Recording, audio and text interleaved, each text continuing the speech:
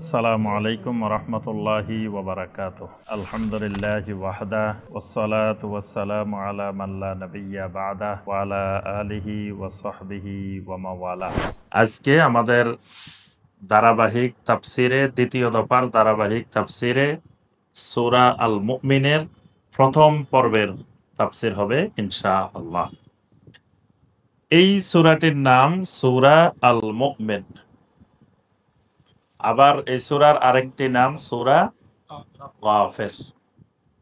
তো এই সূরার ভিতরেই আপনার একটি আয়াত আছে, যেই আয়াতে কারিমার ভিতরে বলা হচ্ছে যে একজন ব্যক্তির উপরে এই কারণেই তোমরা নির্যাতন করবে, যে ব্যক্তি বলে যে যে মুমিন বলে যে আইয়াকুল রাব্বি আল্লাহ। আবার এখানে আপনার 40 নম্বর আয়াত, 40 নম্বর আয়াতে আল্লাহ পাক বলছেন যে ওয়ামান আমিলা সালিহাম মিন যাকারিন আও উনসা ওয়া হুয়া মুমিন ফাউলাইকা ইয়াদখুলুনাল জান্নাতা ইউরযাকুনা ফিহা বিগাইরি হিসাব।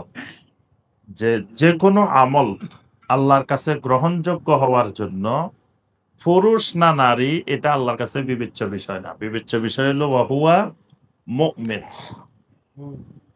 মুমিন হওয়াটাই আল্লাহ সুবহানাহু ওয়া তাআলার কাছে আমল কবুলের জন্য গুরুত্বপূর্ণ বিষয়। তো এই দৃষ্টিতে এই সূরাটির নামকরণ করা হয়েছে সূরা আল মুমিন। আবার এই সূরার নাম সূরা গাফির। এই সূরার ৩ নম্বর আয়াতে আছে গাফিরিজ যামবে ওয়া কাবিলিত তাওবে শাদীদিল ইকাবে যিত তাওলে। এখানে আল্লাহ রাব্বুল আলামিনের কিছু সিফাত বর্ণনা করা হয়েছে। তার মধ্যে প্রথম সিফাতটি বলা হচ্ছে গাফিরিজ যামবে, যে আল্লাহ রাব্বুল আলামিন গুনাহ ক্ষমা করেন, গুনাহ মাফ করেন। এটা আল্লাহর বড় সিফাত। এই গাফির থেকে এই সূরাটির নামকরণ করা হয়েছে সূরা গাফির। এই সূরাটি সূরা আল মুমিন মাক্কি সূরা। নবী সাল্লাল্লাহু আলাইহি ওয়াসাল্লামের হিজরতের আগে আল্লাহ রাব্বুল আলামিন এই সূরাটি নাজিল করেছেন। তো এই সূরাটির মধ্যেও বিশেষ করে আল্লাহ সুবহানাহু ওয়া তাআলা ওই সময়কার মুশরিকদের, কাফেরদের যে সকল বিষয়ে তাদের আপত্তি ছিল, যে সকল বিষয়ে তাদের প্রশ্ন ছিল, যে সকল বিষয়ে তাদের সন্দেহ ছিল, সেই বিষয়গুলোকে আল্লাহ রাব্বুল আলামিন ওই সন্দেহ দূর করে তাদের প্রশ্নের জবাব দিয়ে তাওহীদ, রিসালাত, আখিরাত কেন্দ্রিক বিষয়গুলোতেই আল্লাহ পাক এই সূরার মধ্যে আলোচনা করেছেন। আল্লাহ রাব্বুল আলামিন এই সূরাটিও শুরু করেছেন হুরুফে মুকাত্তাআত দিয়ে। আর হুরুফে মুকাত্তাআতের পরে সবসময় আল্লাহ সুবহানাহু ওয়া তাআলা যেই বিষয়টি গুরুত্ব দিয়ে আলোচনা করেন, সেই বিষয়টি হলো দুইটা বিষয়ের যে কোনো একটা। একটা বিষয় হলো হুরুফে মুকাত্তাআতের পরে হয় আল্লাহ সুবহানাহু ওয়া তাআলা তাওহীদের কথা বলেন, অথবা হুরুফে মুকাত্তাআতের পরে কোরআনে কারিমের কথা বলেন। যেমন সূরা আল বাকারার মধ্যে আল্লাহ পাক বলছেন আলিফ লাম মিম যালিকাল কিতাবু লা রাইবা ফি। যালিকাল কিতাব, কিতাবের কথা বলছেন। সূরা আলে ইমরানের মধ্যে আল্লাহ পাক তাওহীদের কথা বলছেন। আলিফ লাম মিম আল্লাহু লা ইলাহা ইল্লা হুয়াল হাইয়ুল কাইয়্যুম। এখানে আল্লাহ পাক তাওহীদের কথা বলছেন। তো এই সূরার মধ্যে সূরা আল মুমিন এখানেও হুরুফে মুকাত্তাআতের পরে কোরআনে কারিমের ব্যাপারে বলছেন। হামিম অক্ষর হলো ২টা, কিন্তু উচ্চারণ করতে সময় লাগে লম্বা সময়। হামিম এর উদ্দেশ্য হলো কি করা? মানুষের মনোযোগ, পরবর্তী কথাটির প্রতি মনোযোগ আকর্ষণ করা। যে গুরুত্বপূর্ণ একটি কথা বলা হচ্ছে, তোমরা এই কথাটার দিকে মনোযোগী হও। এটা আরবি ভাষার অলংকার। আরবি ভাষায় এইভাবে ব্যবহার করা হয়। এই অক্ষরগুলো বলে মানুষকে পরবর্তী কথাটির প্রতি মানে মনোযোগ সৃষ্টি করা হয়। এজন্য এই হুরুফে মুকাত্তাআত নিয়ে আরবের কোনো কাফের, কোনো মুশরিকও প্রশ্ন করেনি যে কোরআনের মধ্যে এগুলো কেন আছে? এগুলোর তো অর্থ বুঝি না। এরকম কোন প্রশ্ন তারাও করে নাই, কারণ তারা মুশরিক হইলেও আরবি জানা মুশরিক। এজন্য অশিক্ষিত বন্ধুর চাইতে শিক্ষিত শত্রুও ভালো, এটা প্রবাদ বাক্য আছে না? তো এরা মুশরিক, কিন্তু মুশরিক হইলেও আরবি জানে।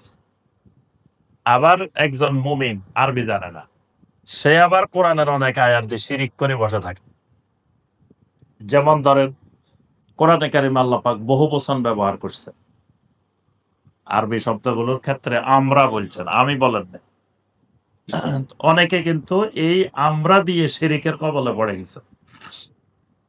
অনেকে বলে যে আমরা বলছে, তাহলে আল্লাহ পাক এখানে আল্লাহর ওলিয়া উলিয়াদেরকে আল্লাহর সাথে অন্তর্ভুক্ত করে নিছে। কিন্তু আরবের মুশরিকেরাও এখানে প্রশ্ন করে নাই যে আল্লাহ তো আমরা বলছেন, কারণ তারা জানে, তারা আরবি ভাষা জানে।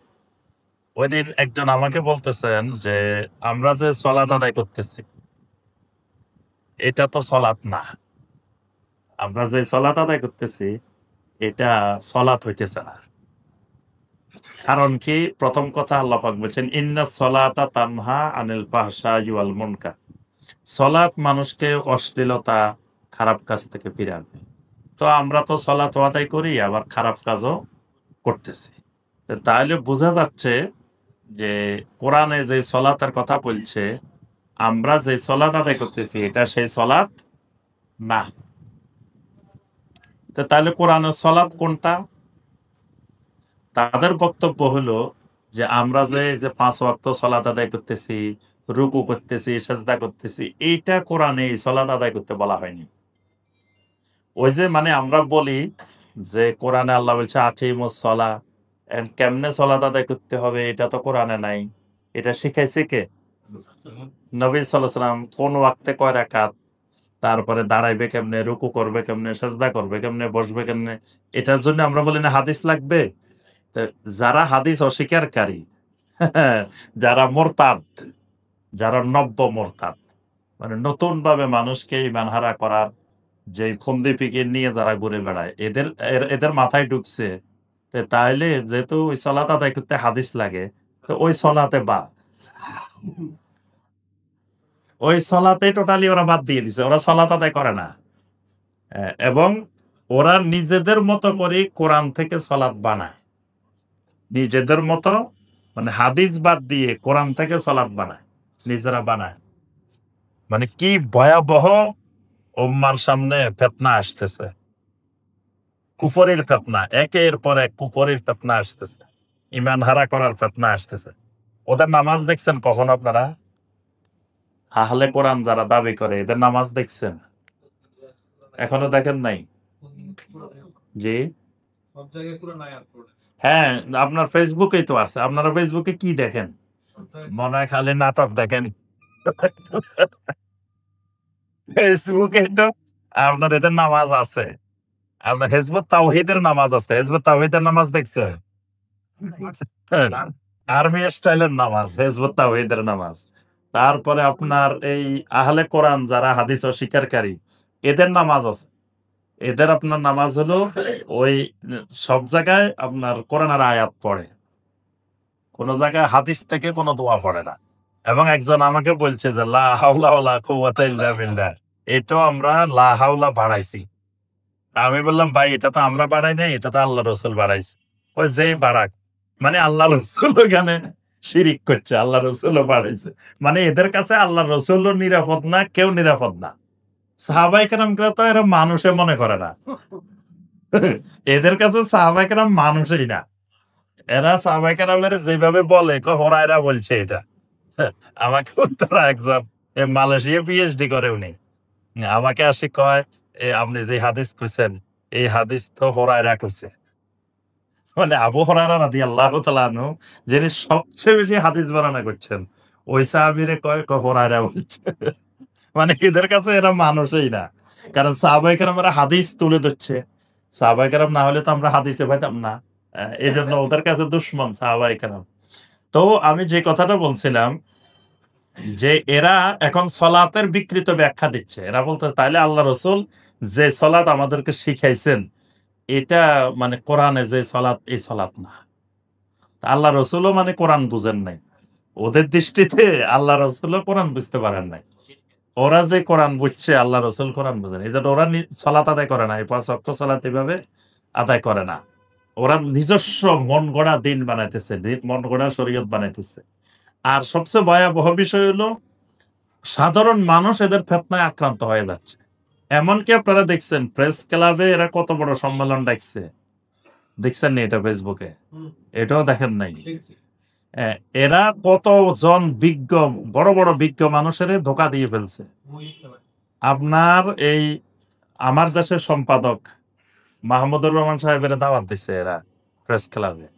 তারপরে বড় বড় যাদের নাম দেখলে আপনি অবাক হয়ে যাবেন, এইরকম ১০-১২ জন বিশিষ্ট ব্যক্তি বাংলাদেশের, বিশিষ্ট সাংবাদিক, বিশিষ্ট নেতা, বিশিষ্ট এদেরকে দাওয়াত দিয়ে প্রেস ক্লাবে সম্মেলন করবে। শিরোনাম দিছে কোরআন কি বলে।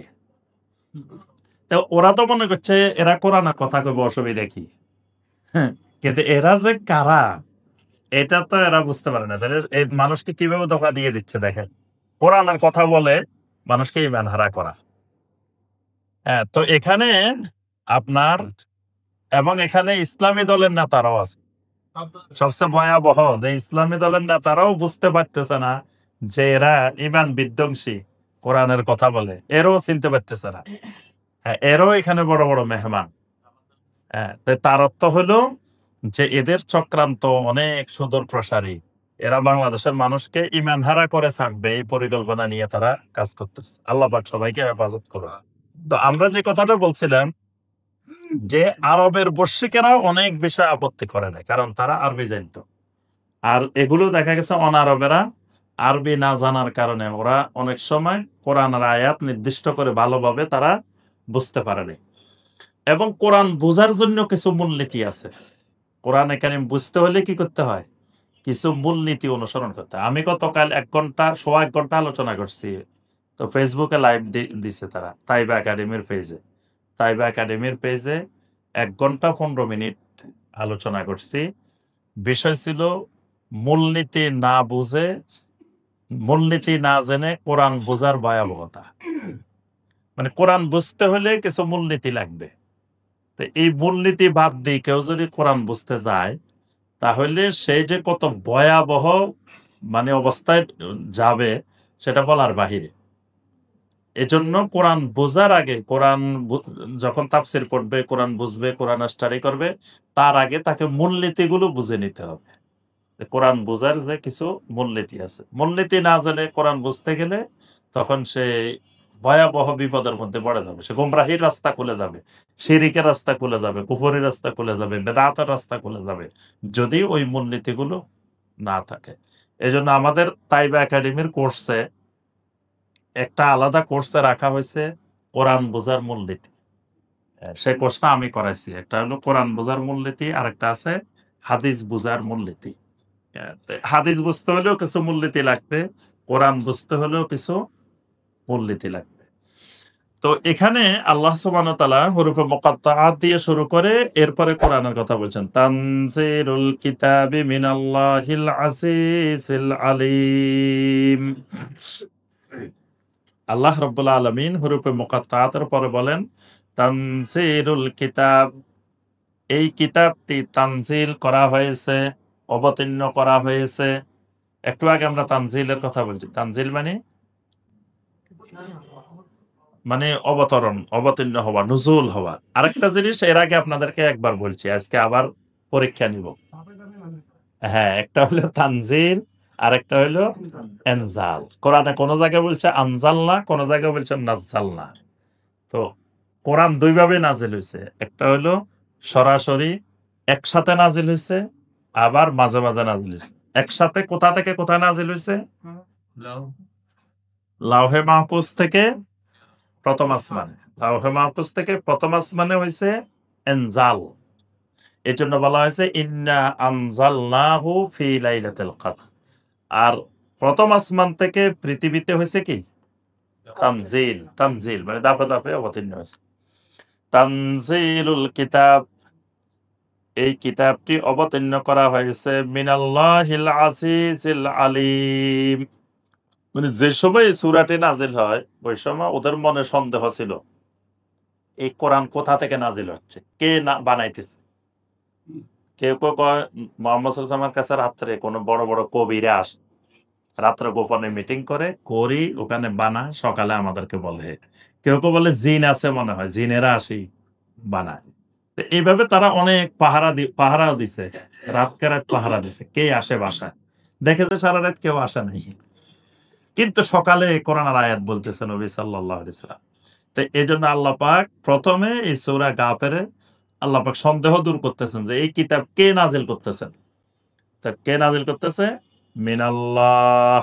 এই কিতাব নাজিল হচ্ছে আল্লাহর পক্ষ থেকে। এখন আল্লাহ কে? আল আজিজ। আল্লাহ হলেন মহা পরাক্রমশালী, মহা ক্ষমতাশালী। আল আলিম। আল্লাহ হলেন মহা এলমের মালিক, এলমের অধিকারী। গাফিরিজ জামবে। আল্লাহ হলেন তিনি যিনি গুনাহ ক্ষমাকারী। সুবহানাল্লাহ। গাফিরিজ জামবে। তিনি গুনাহ ক্ষমাকারী। যত বড় গুনাহ হোক। কুল ইয়া ইবাদিয়াল্লাযীনা আসরাফু আলা আনফুসিহিম লা তাকনাতু মির রাহমাতিল্লাহ। সূরা জুমারের 53 নম্বর আয়াত। আল্লাহ পাক বলছেন, রাসূল আপনি বলে দিন আমার বান্দারা যত গুনাহ করছো লা তাকনাতু মির রাহমাতিল্লাহ। আল্লাহর রহমত থেকে নিরাশ হওয়া এটা একটা কবিরা গুনাহ। আল্লাহর রহমত থেকে নিরাশ হয়ে যাওয়া এটাও একটা কবিরা গুনাহ। কারণ আল্লাহ বলছেন লা তাকনাতু মির রাহমাতিল্লাহ। আল্লাহর রহমত থেকে নিরাশ হইও না। আল্লাহর রহমত থেকে নিরাশ হওয়া যাবে না। ইন্নাল্লাহা ইয়াগফিরুয যুনুবা জামিআ। আল্লাহ তোমার সমস্ত গুনাহ ক্ষমা করে দিবেন। সুবহানাল্লাহ। তাহলে আল্লাহর এজন্য সিফাত হলো গাফিরিজ যামব। তিনি সমস্ত গুনাহ ক্ষমাকারী, বান্দার সমস্ত গুনাহ ক্ষমাকারী। ওয়া ক্বাবিলিত তাওবে। তিনি তাওবা কবুলকারী। ক্বাবিলিত তাওবে। তার আরেকটি সিফাত হলো, বৈশিষ্ট্য হলো ক্বাবিলিত তাওবে। তিনি তওবা কি করেন? কবুল করেন। বান্দা যত গুনাহই করুক, বান্দা যখন ফিরে আসে, তওবা করে আসে, তিনি তওবা কবুল করেন। আচ্ছা, আপনাদের একটা পরীক্ষা হোক। সব তাওবা আল্লাহ কবুল করেন। এবং তওবা কবুলের পরে আল্লাহ পাক বলছেন, ইল্লা মান তাবা ওয়া আমানা ওয়া আমিলা আমালান সলিহা ফাউলাইকা ইউবাদদিলুল্লাহু সাইয়্যাতিহিম হাসানাত। কেউ যদি তওবা করে, ঈমান আনে, আমলে সালেহ করে, আল্লাহ পাক তার সমস্ত গুনাহ ক্ষমা করে দিবেন। পাশাপাশি ওই গুনাহগুলোকে আল্লাহ পাক নেকিতে রূপান্তর করে দিবেন। সুবহানাল্লাহ। কিন্তু একটা গুনার ব্যাপারে আল্লাহ পাক বলছেন এই গুনাহ ক্ষমা করবেন না। সেটা কোন গুনাহ? শিরক। ইন্নাল্লাহা লা ইয়াগফিরু আন ইউশরাকা বিহি। তবে শিরকও ক্ষমা করবেন যদি সে জীবিত অবস্থায় শিরক থেকে তওবা করে ফিরে ঈমান নিয়ে আসে। কিন্তু তওবা করা ছাড়া মারা গেছে, শিরক অবস্থায় মারা গেছে, এটা ক্ষমা করবেন না। আরেকটা গুনাহ আছে, আল্লাহ পাক বলছেন এই গুনাহ করলে সাথে সাথে ক্ষমা করা হবে না। আল্লাহ সুবহানাহু ওয়া তাআলার কাছে ন্যস্ত থাকবে। আল্লাহ পাক পর্যবেক্ষণ করবেন, তারপরে আল্লাহ ক্ষমা করবেন কিনা, আল্লাহ চাইলে ক্ষমা করবেন, না করবেন না। সেটা কোন গুনাহ? বান্দার আঙ্গা, সেটা সুদ। রিবা।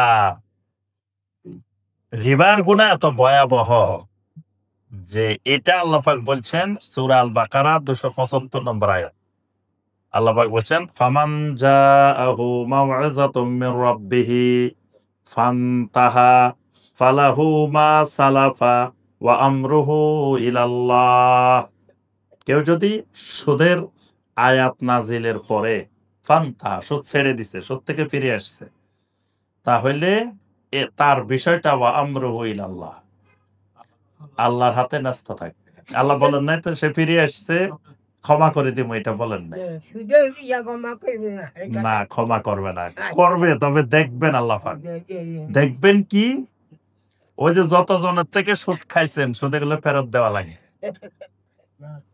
সুদ ফেরত দিয়ে ওই যার থেকে সুদ খাইছেন তার থেকে ক্ষমাও নিতে হবে, মাফও তারপরে যাই আল্লাহ ক্ষমা করবেন। এখন সুদ খায় চলে গেছেন হজে, হ্যাঁ, সুদ খায় চলে গেছেন ওমরায়, আল্লাহর ঘরে বসি একবারে সামনে বসে বসে কাঁদতেছেন, আল্লাহ সুবহানাহু ওয়া তাআলা ক্ষমা করবেন না। এইটা ওই যে বান্দা থেকে ক্ষমা নিতে হবে। এজন্য আল্লাহ পাক এখানে বলছেন ওয়া আমরুহু ইলাল্লাহ। এটা ক্ষমা করে দিবেন এই ওয়াদা আল্লাহ করেন নাই। কারণ এই গুনাহটা অন্যান্য সমস্ত কবিরা গুনার চাইতে ভয়াবহ। এটা জানার চেয়ে ভয়াবহ। ৩৬ বার জেনা করার গুনার চাইতে ১ দিরহাম সুদ খাওয়া অধিকতর অপরাধ, অধিকতর গুরুতর অপরাধ। এটা নবী সাল্লাল্লাহু আলাইহি ওয়াসাল্লামের হাদিস। নবী সাল্লাল্লাহু আলাইহি ওয়াসাল্লাম বলেন যে ১ দিরহাম সুদ খাওয়া জেনে শুনে ৩৬ বার জেনা করার চাইতে গুরুতর অপরাধ। দিরহামু রিবা ইয়াকুলুর রাজুলু ওয়া হুয়া ইয়ালামু আশাদ্দুন মিন সিত্তাতিন ওয়া সালাসিনা জানিয়াতান। মুসনাদে আহমদের হাদিস, সহিহ হাদিস।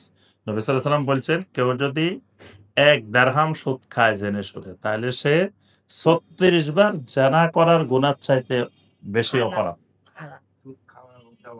খাওয়া দেওয়া, সাক্ষী থাকা, সেটা ওই যে ওয়া আমরুহু ইলাল্লাহ, সেটা আল্লাহর হাতে ন্যস্ত থাকবে। আল্লাহ দেখবেন যদি আপনি বাধ্য হয়েছিলেন কিনা, যে কিরকম বাধ্য। বাধ্য তো আমরা সবকিছুরে বাধ্য মনে করি, আসলে কি বাধ্য কিনা, আসলে কি আমি অনুপায় ছিলাম কিনা, এটার বিকল্প আমার সামনে কোন রাস্তা খোলা ছিল কিনা, এগুলো আল্লাহ দেখবেন। তারপর আল্লাহ সুবহানাহু ওয়া তাআলা এটা ক্ষমা করবেন। তাহলে এই আর যত গুনাহ আছে আল্লাহ পাক কাবিলিত তাওবা, সমস্ত গুনাহের তাওবা কবুলকারী। শাদীদিল ইকাবে যিত তাওল, আল্লাহ পাক যত শাস্তি দেওয়ার ক্ষেত্রেও সবচাইতে কঠোর। শাদীদিল ইকাব, তিনি যেমন গাফিরিজ্জাম, তওবা কবুলকারী, গুনাহ ক্ষমাকারী, ঠিক একইভাবে তিনি শাস্তি দানের ক্ষেত্রেও অত্যন্ত কঠোর। যিত তাওলে, যিনি মহা ক্ষমতাধর, যার ক্ষমতা অনেক লম্বা। মানে আমরা বলি না হাত অনেক লম্বা, এখানে যিত তাওলে তার ক্ষমতা অনেক দূর প্রসারিত, মানে তার ক্ষমতা মহান ক্ষমতা।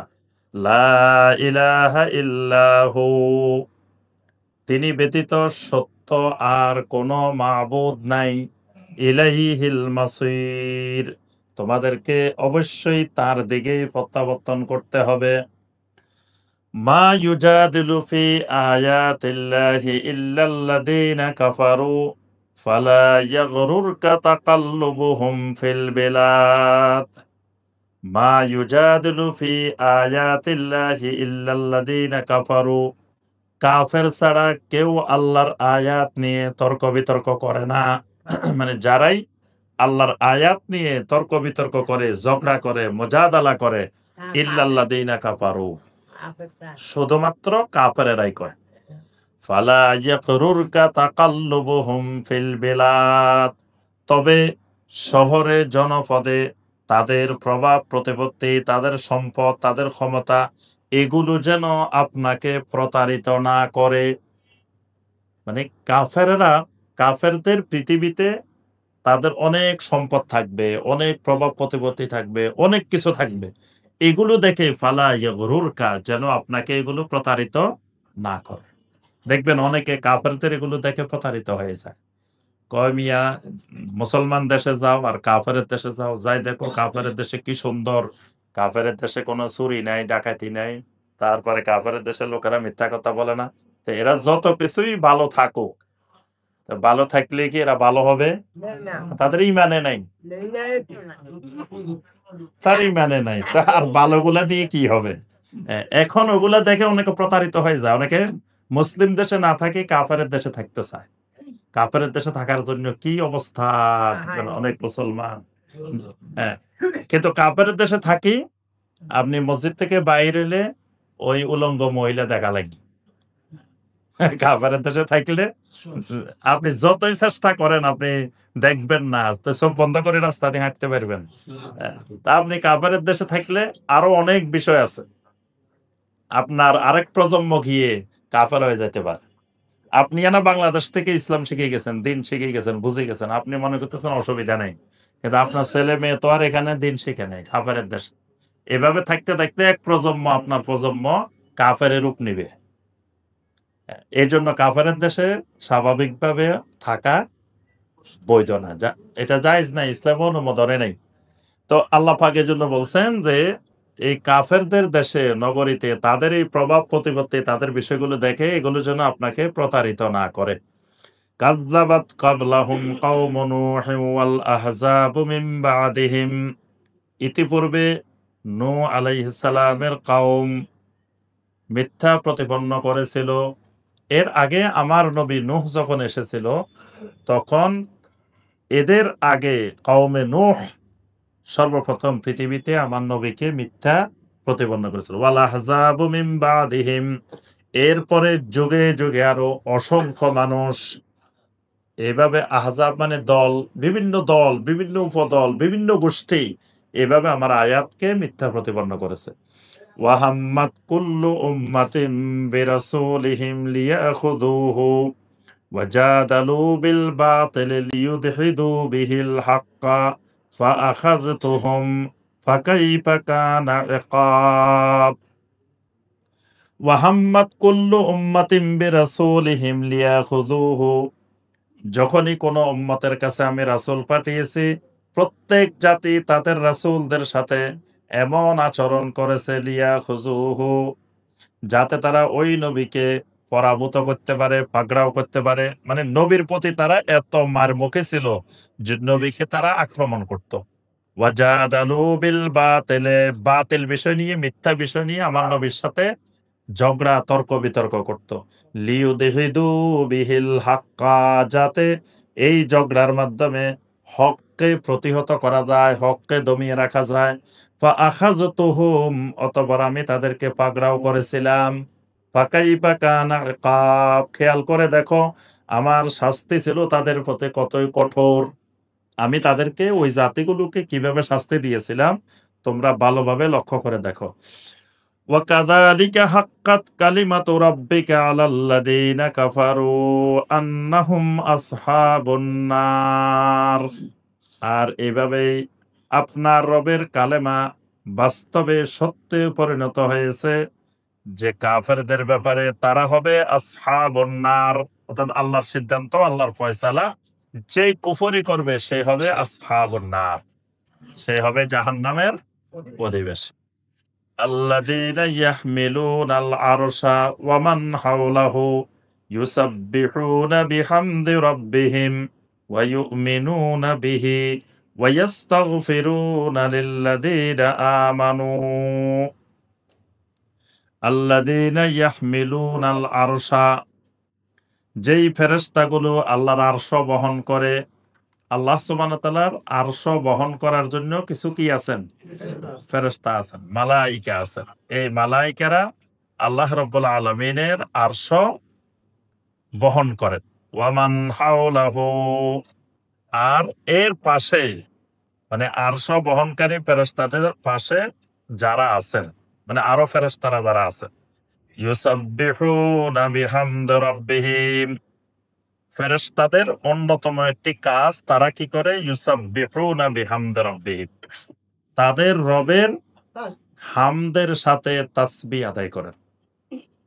হামদের সাথে তাসবিহ আদায় মানে সলাত আদায় করেন। মানে যত জায়গায় কোরআনে বলা হবে ইউসাব্বিহুনা বিহামদি রাব্বিহিম ফাসাব্বিহ বিহামদি রাব্বিকা, মানে আপনার রবের হামদের সাথে তাসবিহ। হামদের সাথে তাসবিহ মানে সলাত। কারণ সলাত শুরু হয় কি দিয়ে? তাসবিহ দিয়ে। প্রথমেই সানা পড়তে হয়, সানার মধ্যে কি? তাসবিহ, তারপরে হাম, আলহামদুলিল্লাহি রাব্বিল আলামিন।